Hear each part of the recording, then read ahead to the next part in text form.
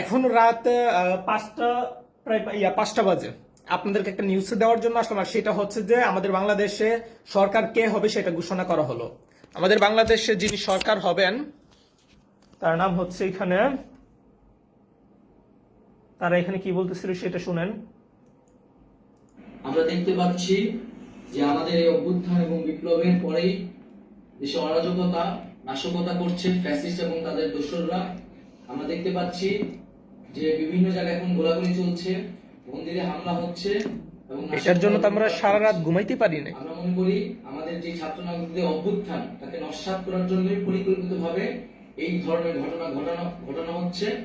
আমরা মুক্তিকামী ছাত্র জনতাকে সজাগ এবং সতর্ক থাকতে আহ্বান জানাচ্ছি এবং আমাদের যে অন্তর্বর্তীকালীন সরকার, আমরা সেই সরকারের প্রস্তাবনা 24 ঘন্টার সময় নিয়েছিলাম।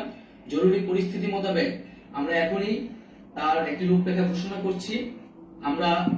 আমরা সিদ্ধান্ত নিয়েছি যে সর্বজন গ্রহণযোগ্য, আন্তর্জাতিক খ্যাতিসম্পন্ন, নোবেল পুরস্কার বিজয়ী ডক্টর মোহাম্মদ ইউনূসকে প্রধান উপদেষ্টা করে অন্তর্বর্তীকালীন সরকার গঠন করা হবে এবং ডক্টর মোহাম্মদ ইউনূসের সাথেও আমাদের কথা হয়েছে। তিনি ছাত্র জনতার আহ্বানে বাংলাদেশকে রক্ষা করতে এই গুরু দায়িত্ব নিতে সম্মত হয়েছে।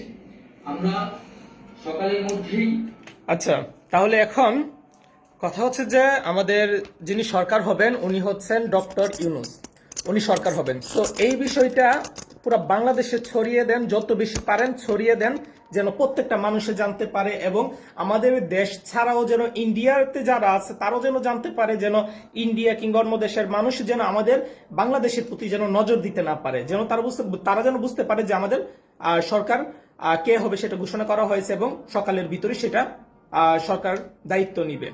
তো এই জন্য যত বেশি পারেন এটা ছড়িয়ে দেন এবং সাহস হারাবেন না। যদি প্রয়োজন পড়ে যা করার সেটা আমরা বাঙালি অবশ্যই আমরা সেটা করব, সেটা করার জন্য আমরা প্রস্তুত আছি।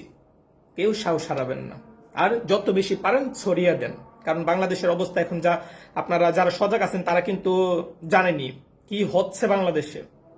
যত বেশি পারেন ছড়িয়ে দেন।